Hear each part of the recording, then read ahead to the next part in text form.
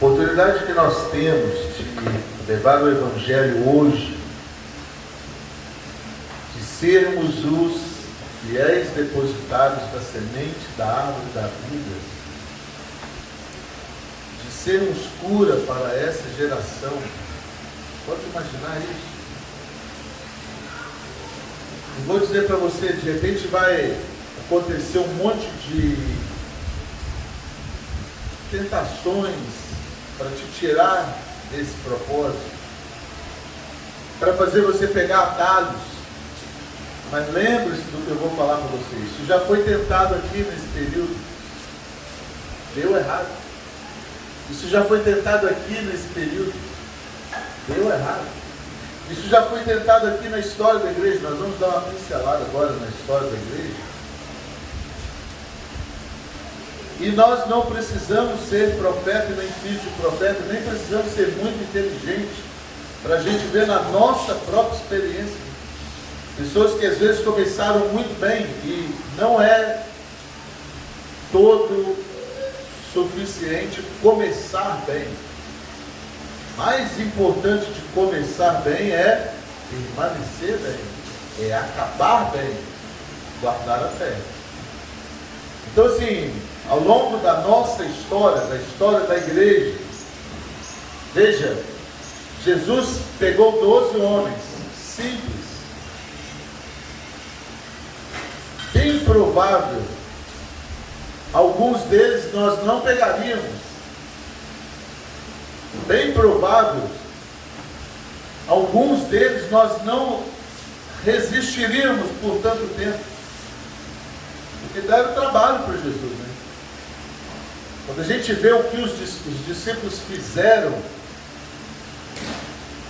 a gente pensa assim, não, eles eram homens especiais. Não, eram homens brutos, eram homens difíceis. Algumas vezes você vê Jesus falando assim, oh, povo incrédulo, até quando vos sofrereis? Não foi fácil também para Jesus, mas ele persistiu. Alguém perguntou assim, mas e se os discípulos tivessem falhado? Imagina tudo que Jesus conquistou. Se não tivesse ninguém para propagar depois disso, teria se perdido. E não foi dado aos anjos isso, a pregação do Evangelho, foi dado a nós. Diego Tibério está fazendo a tradução da Bíblia para o povo lá, porque a ideia do fundador da Missão Além, né, do fundador do curso lá de tradução de Bíblias, foi que ele foi para pregar o Evangelho, não lembro onde foi, um povo que não tinha a Bíblia, e o nativo falou para ele, falou assim, se o seu Deus é tão inteligente, por que ele não fala a minha língua? E aí então o fundador da Missão Além voltou para os Estados Unidos e formulou aquele curso de linguística para ensinar o povo a fazer a tradução da Bíblia. Ele concordou com o nativo. Se Deus é tão inteligente, nós temos que falar dele na língua que o povo entende. Então não foi dado aos anjos esse dever de pregar a mensagem do Evangelho. Foi dado a mim, foi dado a você. E não tem como produzir frutos se não estiver ligado na videira. Está vendo? Nós caímos num ciclo. Eu preciso de Cristo, Cristo produz em mim a graça, e a graça então faz eu produzir frutos que glorificam o nome de Cristo.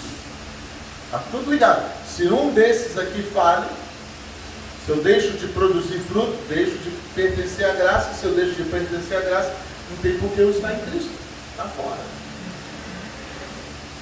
Então o que nós vamos ver agora aqui na história da igreja, e eu gostaria que você olhasse a história da igreja como a sua história, não como a história do passado. Nós olhamos para a história da igreja para nós entendermos o que Cristo quer fazer na sua vida. Por que nós estamos aqui? Qual é o projeto de Deus para a sua vida aqui no seminário? Então nós vamos tirar esse mapa aqui, a gente fazer um desenho lindo.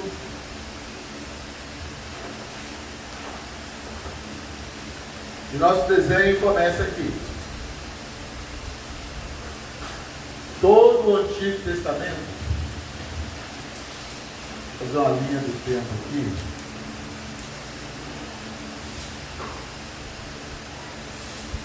Todo o Antigo Testamento está diretamente ligada à cruz. O Velho Testamento só faz sentido se nós olharmos através da cruz. Eu falei para você, né, todos os episódios do Velho Testamento estavam apontando para a cruz, que era onde ia dar a nossa salvação. E todo o Novo Testamento só faz sentido se nós olharmos também para a cruz.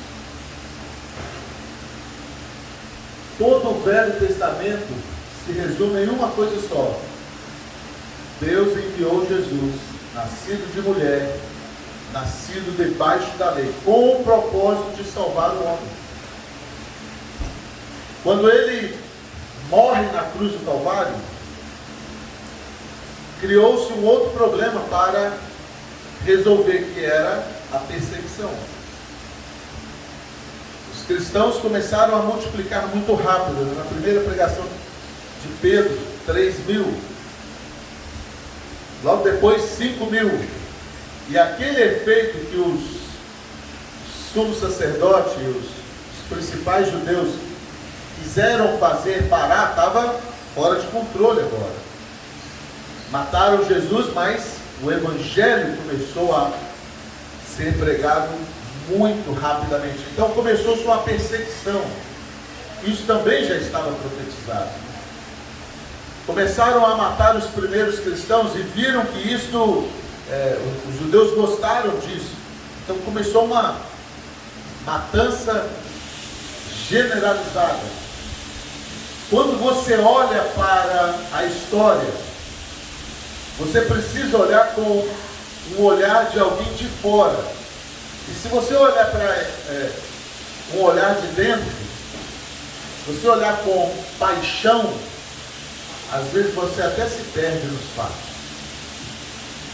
Porque a primeira coisa que vem na mente é: por que Deus permitiria a sua igreja passar por uma perseguição tão grande daquela?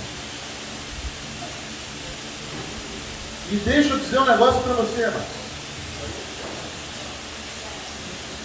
Deus age conosco de diversas formas, né? Mas C.S. Lewis chegou à conclusão que Deus sussurra nas coisas que nós gostamos, através das coisas que são boas, e Ele grita através das nossas dificuldades.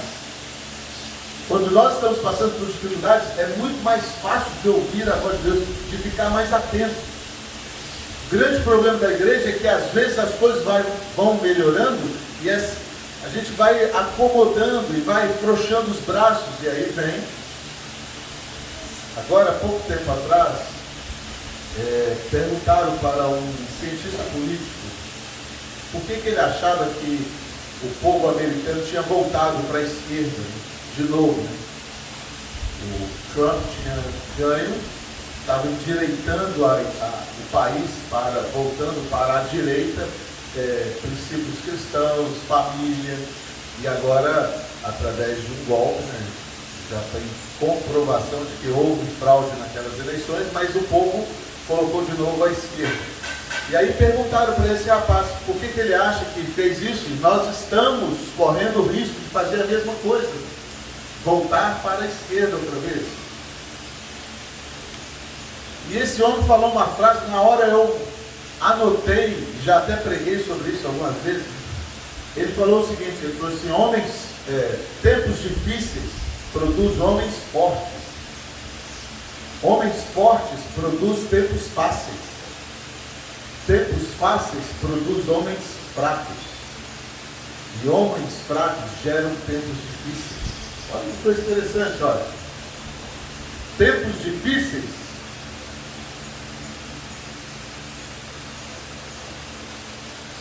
geram homens fortes.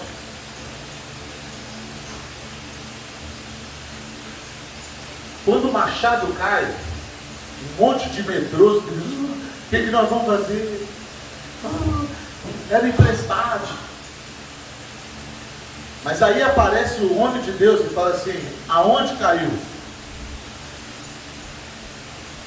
Não foge da batalha. Os homens fortes aparecem quando os tempos são difíceis. Mas homens difíceis resolvem os problemas. E se nós não tomarmos cuidado, as coisas começam a afrouxar e aí geram tempos fáceis.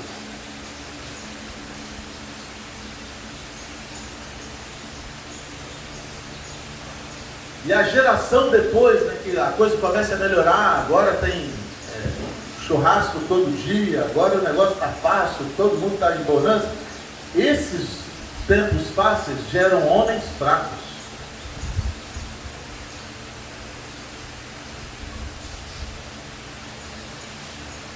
E as decisões desses homens fracos geram tempos difíceis. Consegue ver? Isso é uma coisa assim.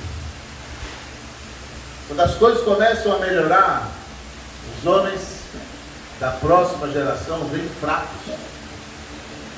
E esses homens fracos começam a inventar moda. A gente podia construir uma torre para a gente chegar no... E isso vai gerar tempos difíceis. E aí vai precisar levantar homens fortes outra vez. E o negócio começa, vira um ciclo. Então aquele primeiro impacto do Evangelho ali, com a pregação de Jesus e depois dos apóstolos, Pedro cheio do Espírito, os discípulos cheios do Espírito, sacudiu Jerusalém. Só que eles começaram a ficar importantes demais. A igreja começou a se concentrar dentro de Jerusalém em 3.000, 5.000. E eles quiseram colocar todo mundo ali dentro de Jerusalém. Jerusalém ia se transformar no Vaticano, se alguma coisa não fosse feita. E Deus fez alguma coisa. O que aconteceu? Qual era a proposta de Jesus para os discípulos, quando ele estava sendo levado aos céus? Ide por todo o mundo. Até então era o mundo que estava tendo que vir a Jerusalém para ouvir Pedro pregar. Mas a proposta era para eles irem por todo o mundo, pregar o Evangelho. E se você não ficar atento aos sinais, os sinais vão atropelar você. Como eles não saíram de Jerusalém, eles estavam fortalecidos em Jerusalém, no ano 70 da era cristã, começou uma perseguição enorme. Mataram os primeiros cristãos. E com a morte desses cristãos, então os judeus começaram a perseguir muitos cristãos, começaram a matar mesmo. E eles tiveram que fugir. Literalmente. Em fugir, eles foram pelos caminhos. E aonde eles passavam, encontravam novas pessoas e falavam do Evangelho, anunciaram o Evangelho. Precisava da perseguição? Ela cumpriu o ID. Cumprisse o ID, estava indo. Ficaram em Jerusalém, Deus apertou o cerco e eles precisaram ir. Lembra-se do Êxodo? Não era para ficar no Egito, mas o Egito estava confortável. Eles não iam sair do Egito, não fosse aquela perseguição. Veio a perseguição, mesmo fenômeno aconteceu aqui. Quando eles saíram, eles caíram no caminho. E aí a igreja passou a ser conhecida como os do caminho. É exatamente isso que é o termo igreja. É tirado para fora, é levado para fora. É o ajuntamento da congregação levado para fora. E um tempo difícil que estava ali gerou homens fortes, porque cada vez que morria um, mais pessoas se davam para morrer, porque eles entendiam que aquela ali era a vontade de Deus, e precisou até dos apóstolos mandar parar, porque estava se tornando um suicídio. As pessoas iam para o tudo ou nada mesmo. Tinha homens dispostos realmente. Quando você lê os mártires, você vê que eram homens valentes, eram pessoas valentes, e os opressores começaram a matar primeiro os filhos e as esposas e fazer atrocidades para ver se a pessoa desistia, mas as pessoas estavam lá. Para cada um que morria, vários se convertiam, porque as pessoas pensavam assim: como que uma pessoa, porque a acusação que a perseguição começou, era que eles estavam mentindo, falando da ressurreição de Cristo, e era mentira. Mas cada um que morria gerava uma dúvida: assim, como alguém aceitaria morrer por uma mentira? Por que a pessoa, sabendo que era mentira, sabendo que os apóstolos as estavam enganando, mesmo assim elas morriam e aceitavam que suas famílias morressem? Isso pirou a cabeça do povo, e muitas pessoas se converteram por causa da perseguição. Quanto mais a perseguição apertava, mais eles se convertiam. Vou apagar essa parte de baixo aqui, e nós vamos ter que olhar várias linhas de pensamentos. Então, a primeira ótica, parece que Deus está perdendo a batalha. Por que Deus permitiria perseguições? Tem muitas pessoas que chegam para um seminário, curso, e pensam assim: puxa, eu vou ficar 3 anos, eu vou perder, melhor eu ir embora logo, eu já ia sendo usado, eu já tenho capacidade para ir. Talvez tenha mesmo, eu não discuto que nosso seminário, nosso sistema de seminário, ele não é para super, hiper intelectuais. Nós não temos no nosso quadro, em todos os nossos seminários, nós não temos pessoas super, hiper inteligentes ou doutores em divindade. Ninguém fez pós-graduação. Eu conheço alguns dos nossos pastores que fez convalidação teológica, mas nem bacharelado, nem doutorado, ninguém fez. Então talvez, pode ser que tenha no nosso meio alunos que sejam muito mais capacitados e muito mais inteligentes do que alguns professores. Eu não discuto isso. E talvez pessoas assim vão pensar assim: eu estou perdendo meu tempo aqui porque, puxa vida, eu sou muito mais capacitado do que o curso está me exigindo. Realmente, pode ser que sim, teoricamente. Mas as ferramentas que você vai encontrar aqui, se você for um pouquinho honesto, você já deve ter percebido isso, são ferramentas cruciais para todo um processo. Não é só para a parte intelectual, não é só para a parte teórica, é para o prático. O seminário zela mais para moldar o seu caráter, a sua visão, o resto das coisas. Então, a perseguição, quando alguém olhava e falava assim: puxa, mas por que Deus permitiu isso? Porque, olha, a perseguição ela durou do ano 70 ao ano 318 da era cristã. Alguns momentos e algumas regiões muito fortes. E eles precisavam fugir mesmo, e fugindo, o Evangelho foi se espalhando em todos os lugares.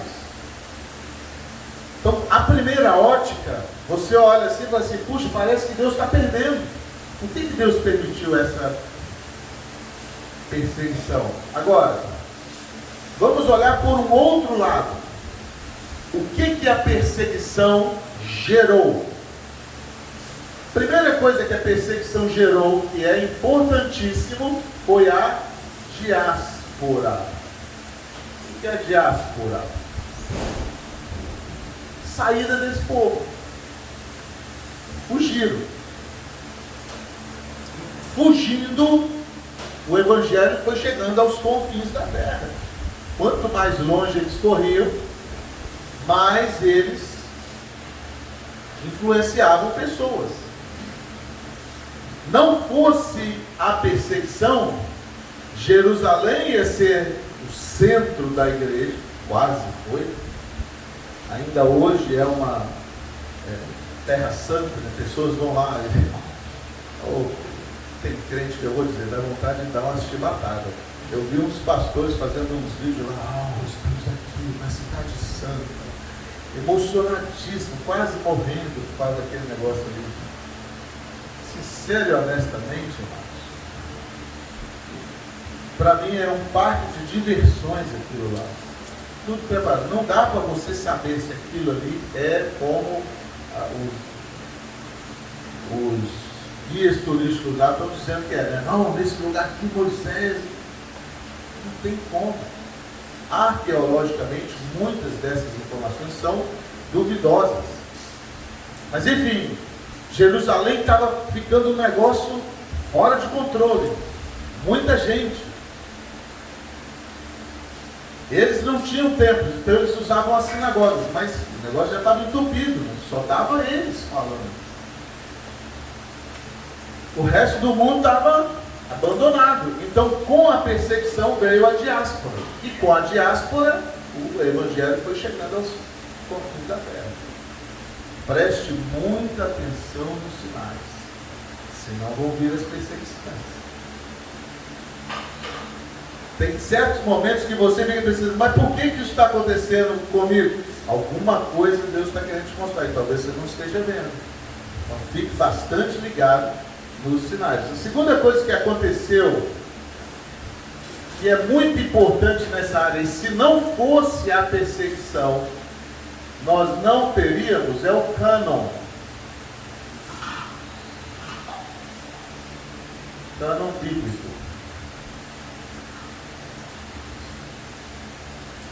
O que aconteceu ali? A perseguição veio e eles falavam assim: nega que Jesus Cristo é o Senhor. Não nega, então você vai morrer. Eles chegavam numa reunião como essa aqui. Estamos todos nós aqui estudando. Vocês estão estudando o quê? Ah, estão estudando a Bíblia. Nega que esse livro aqui é a verdade. Não, não nega. Matava todo mundo. Mas vamos supor que esse curso aqui fosse um curso de geografia. E nós estávamos, em vez de Bíblias, com atlas nas mãos. E o soldado chegava aqui, nega que esse livro aqui é a palavra de Deus. Eu nego. É um atlas. Ah, você nega que esse livro aqui é a palavra? Eu nego. Não é, não. Então não morre. Surgiu então uma pergunta: por quais livros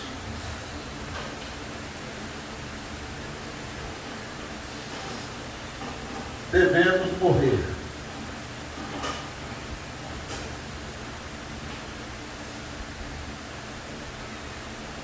E quais nós podemos negar?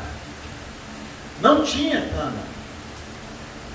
Os judeus tinham os rolos, já tinha a Septuaginta, que era a linguagem dos 70, mas eram fragmentos, não tinha esse negócio compilado, não tinha. Os rolos não estavam devidamente formados. O Antigo Testamento já tinha sim a separação dos profetas e das leis, mas não necessariamente na ordem que nós temos. Então os soldados chegavam e viam esses rolos. Vamos supor que eu tinha um na minha casa, pedaço lá de Isaías. Nega que isso aqui é a palavra de Deus. Não nega. Morro. Mas lá também tem alguns escritos lá que era sobre, sei lá, botânica. Nega que isso aqui é a palavra de Deus. Eu nego. Não tinha problema nenhum. Por causa desta pergunta aqui, por quais livros nós vamos morrer, tiveram que sentar e separar. Falou só, esse aqui não vale, esse aqui não vale, esse aqui não, esse aqui nós vamos. Isso se chama cânon. Por que cânon? Cânon é uma vara de medir. E literalmente eles esquadrinharam Velho e Novo Testamento e chegaram à conclusão daqueles 39 e 25. 7 que nós temos aqui. Pegaram os outros, 11 ou 13, e essa foi uma discussão maior, que são os apócrifos. Alguns livros e alguns acréscimos de livros. E ficou uma dúvida, vai, não vai, não vai, vai, aceita ou não aceita isso? Essa discussão gerou anos. A chegar à conclusão de aceitá-los fora do cânon. Então são livros considerados, porém, apócrifos. O que são apócrifos? Escondidos. Não entrou para o cânon bíblico.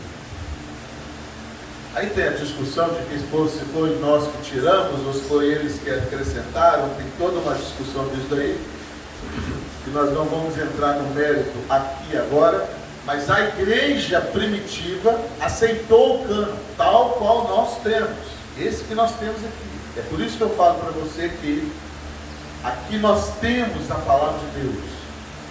E qualquer coisa que alguém queira, porque alguns dos apócrifos até nem não entraram aqui porque falam de outra doutrina ou de outras coisas, mas simplesmente porque tem algumas histórias lá que são meio fábulas, meio fantasias, por isso não entraram.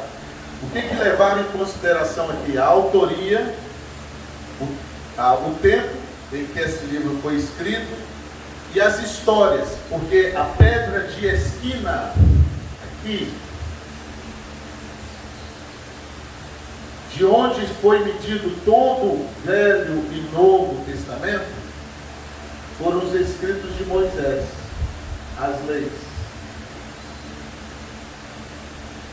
Para se chegar à conclusão de um livro, de um profeta, eles esquadrinhavam com as leis, que já tinha o livro das leis, de Gênesis a Deuteronômio, o Pentateuco. Isso já estava fechado, questão que era a palavra de Deus. Então todos os outros, Velho e Novo Testamento, passaram por esse crivo aqui, que é os escritos de Moisés. Fecharam questão então, não, nós temos esses livros aqui, esses conjuntos de livros. E então, por causa desse conjunto de livros, você imagina, não fosse a perseguição, nós não teríamos isso. O tempo estava passando e muitas pessoas escrevendo um monte de coisas. Se passasse tempo demais e eles não acertassem, nós teríamos um monte de heresias entrado na igreja. E talvez algumas delas não ia ter como sair. Porque você imagina um Agostinho escrevendo a Bíblia. Vou até falar baixo, porque tem gente que gosta muito do Agostinho. Mas ia ser uma heresia total. Com a Bíblia, ele já consegue fazer um estrago danado. Você imagina se não tivesse um negócio fechado. E homens iguais a eles, homens muito capazes, vieram depois disso. Mas aí já tinha o cânon bíblico. Então está fechado a questão. É isso aqui. Isso foi muito importante. A perseguição, o próprio escrito de Paulo, a gente fica pensando assim, puxa vida, por que Paulo foi tão perseguido? Mas não fosse a perseguição, as prisões de Paulo, nós não teríamos as cartas, pelo menos muitas delas, que muitas daquelas cartas foram escritas das prisões. Então a gente fica pensando assim, puxa vida, mas como a igreja perdeu de não ter um Paulo fazendo várias viagens? A igreja daquela época talvez tenha perdido, mas a igreja invisível, até hoje, nós fomos privilegiados de Paulo ter sido prisioneiro, porque da prisão ele escreveu muitos livros que depois foram para o cânon bíblico. Graças a Deus por isso. Isso é fruto da perseguição. Uma outra coisa muito importante que foi gerada aqui nesse período é a autoridade da igreja.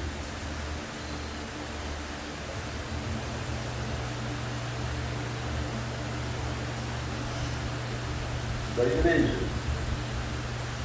Porque quanto mais eles perseguiam, mais a igreja ficou sendo conhecida como fora do cristianismo.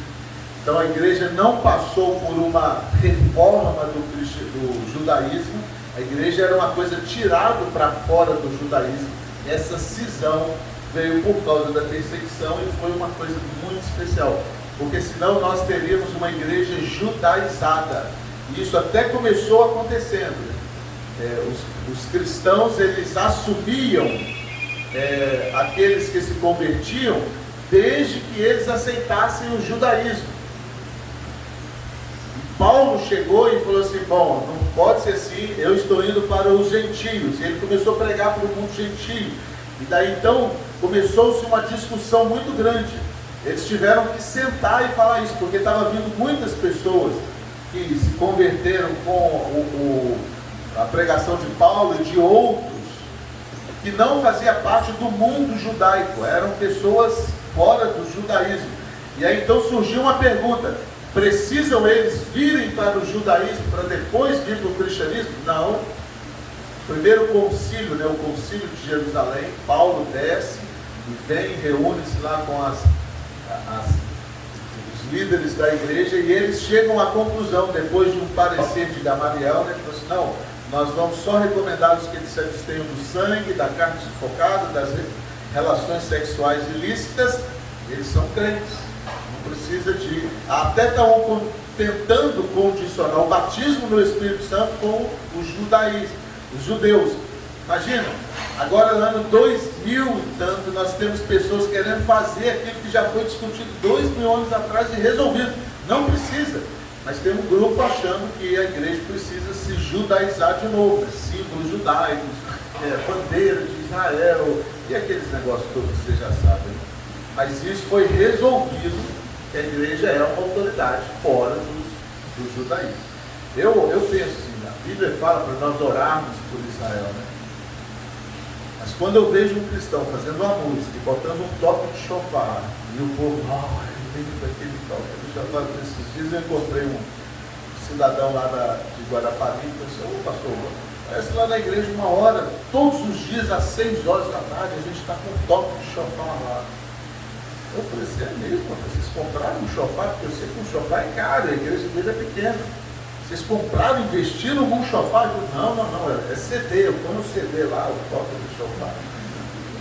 Não acredito, né, agora. Mas às 6 horas, eu sei quem faz isso é a Ave Maria, né? Do meio-dia, 6 horas da tarde, e ele tem lá o toque do chofar, 6 horas da tarde. Sincero e honestamente, amados, por que eu vou achar que um toque de chofar é mais espiritual do que um violão? Fala para mim. Isso é um pensamento de que judaizante, que as coisas de Israel são melhores. Quem garante para mim que colocar 3 frases em hebraico no meio de uma música, a música vai se tornar mais espiritual? Mentalidade judaizante. Pelo contrário, é para eles serem abençoados por nós, e nós estamos pensando que a letra deles vai abençoar Israel.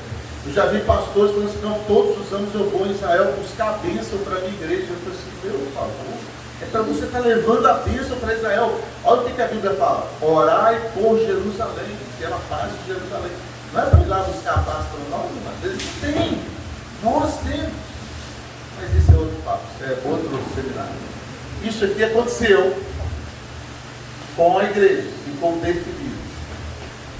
Só que a perseguição foi muito sangrenta. A perseguição morreu muita gente. Enquanto estavam tendo a perseguição, o império, que você veja, nós temos aqui 2 linhas, né? Temos a linha espiritual,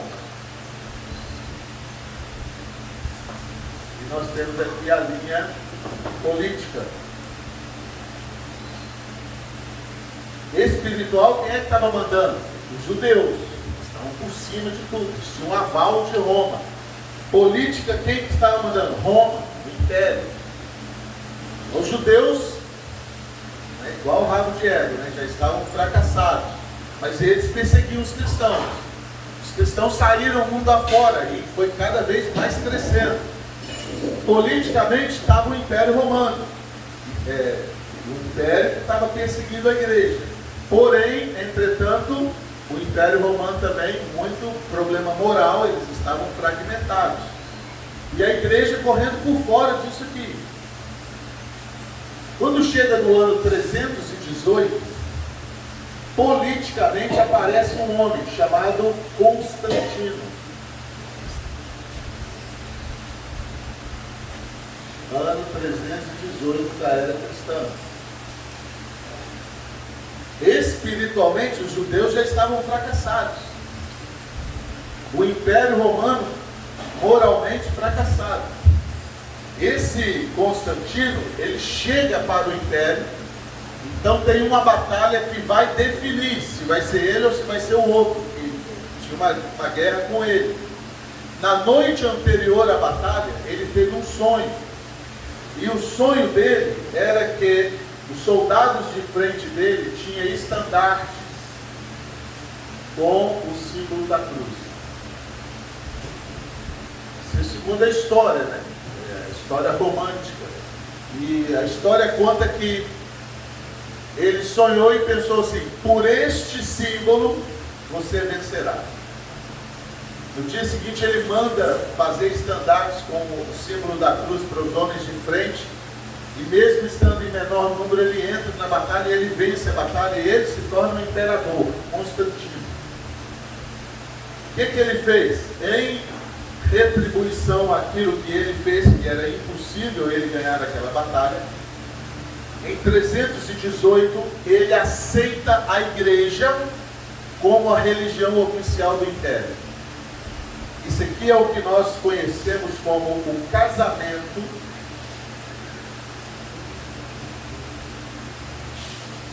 do Estado e a igreja.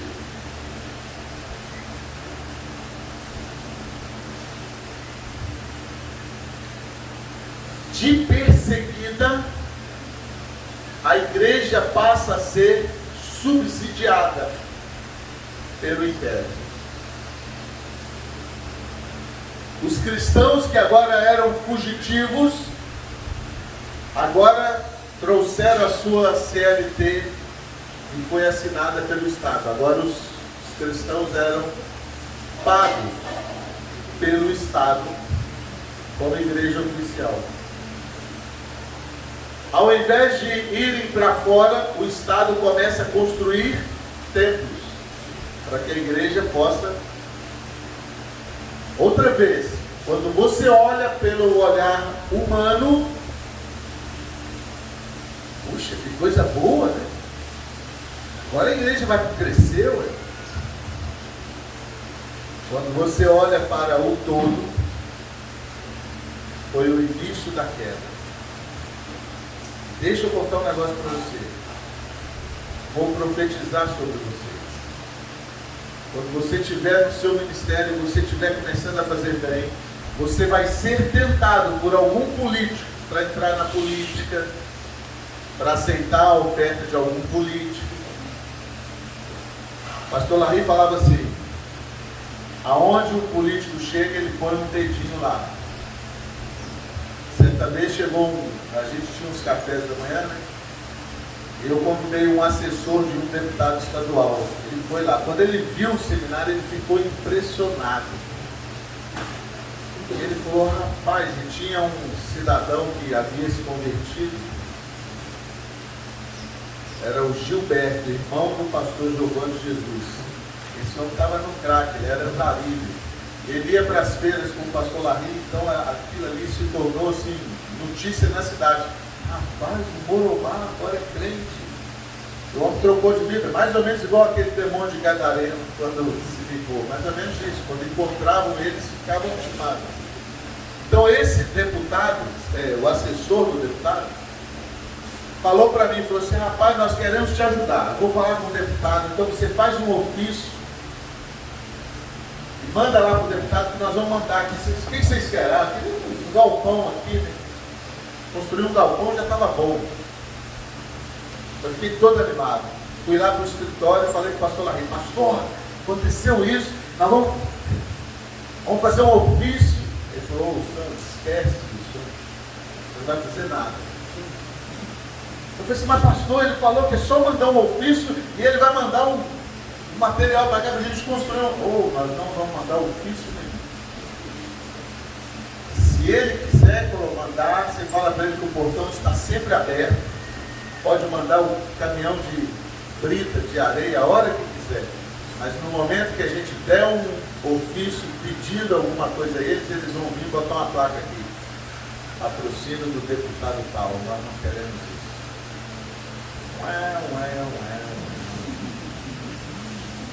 Eu falei isso para o assessor do deputado. Nunca, eu tenho consciência, chegou uma briga desse deputado, mas não foi ofício para lá. E a ideia do pastor Larry é: nós não pedimos dinheiro de ninguém, principalmente no meio de política. Porque isso já deu errado. Quando Constantino começou a subsidiar a igreja,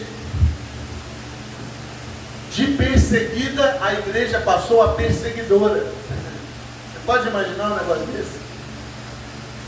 Aquilo que os judeus estavam fazendo para a igreja, perseguindo a igreja começou a perseguir o judaísmo.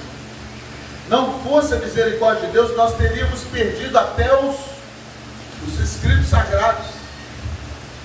Foi daí que começou a paganização da igreja. Porque esse Constantino, ele disse que se converteu. Mas aí ele chegou e falou assim: bom, construí esse templo aqui, mas